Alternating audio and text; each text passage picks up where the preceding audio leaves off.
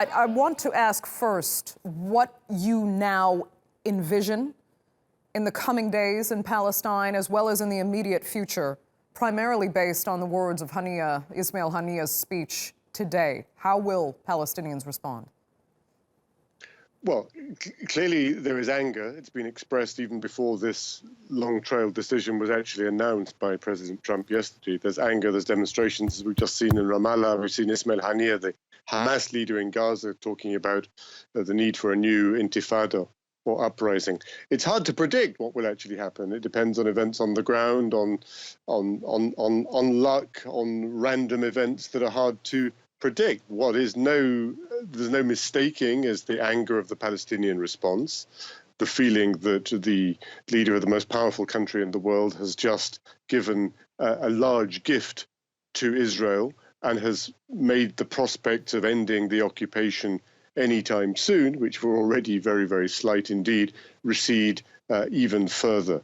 So anger, yes. Frustration, I hear as well, in the comments made both in the streets of Ramallah and Gaza and so on, but also from Arab capitals, which are similarly angry about this. I am not sure how much the Palestinians or anybody else can actually do about this. That's in the nature of a unilateral move by the United States, that people, allies and opponents and critics together are protesting about, but their power to change it, it seems to me, is extremely limited. So I think, everybody is braced for trouble. I don't think it makes sense to try to predict exactly what will happen. One doesn't actually know, but the ingredients are there, they're volatile, and it's a bad day. It's a bad day particularly for people who hoped that actually, despite everything else, Trump would do something in a way that offered some hope for the future, but there's nothing at all. It's just a gesture that makes no difference to anything, except in the sense that it makes things much worse. You described it as what Palestinians would see as a gift to Israel, Ian, but let me ask you, from the Israeli perspective, is this really a gift? I mean, would they welcome a decision like this at this time, or do you think many Israelis see this as something that could cause them more trouble? And a second element to this, what U.S. interest does it really serve?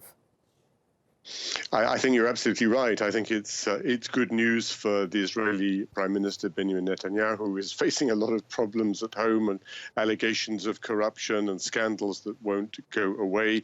This is good for his own right-wing constituency. And I do completely agree that if you're an ordinary Israeli living in Jerusalem, West or East Jerusalem, because that's an important distinction to be made, you might have good reason to think that this is simply not good news, that this is a gesture made by Trump for his own cynical, short-term and largely domestic reasons, perhaps.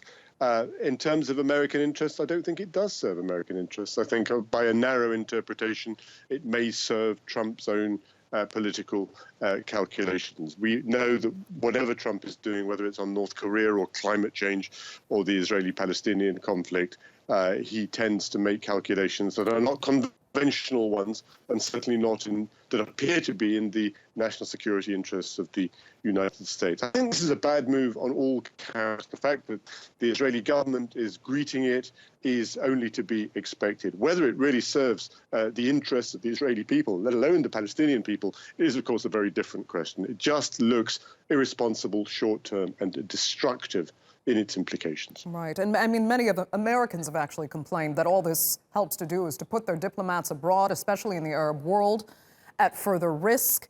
It will also cost American taxpayers more because they will have to bolster security at many of their diplomatic missions abroad.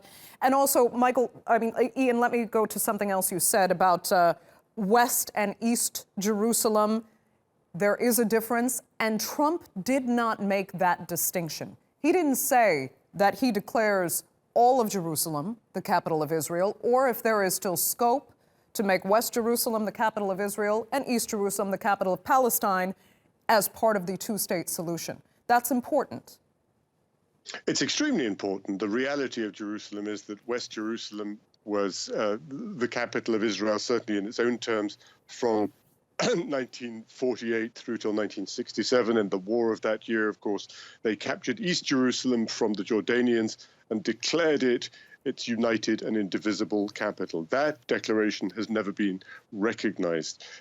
If Trump had made a distinction between West and East Jerusalem and said something about how East Jerusalem should or could become the capital of a future Palestinian state, that would have much mitigated the anger and criticism that there's been. What he's done is to give a gift to the Israelis. He's given nothing to the Palestinians. He's undermined America's position, a difficult position already, you could argue, as an honest broker, and created the sense that the peace process, which was already, on its deathbed, is now finally dead and buried. And Palestinian spokesmen are saying so. Trump could have given some hope for the future. He failed to do that. It must have been an option, and it was clearly an option that was rejected.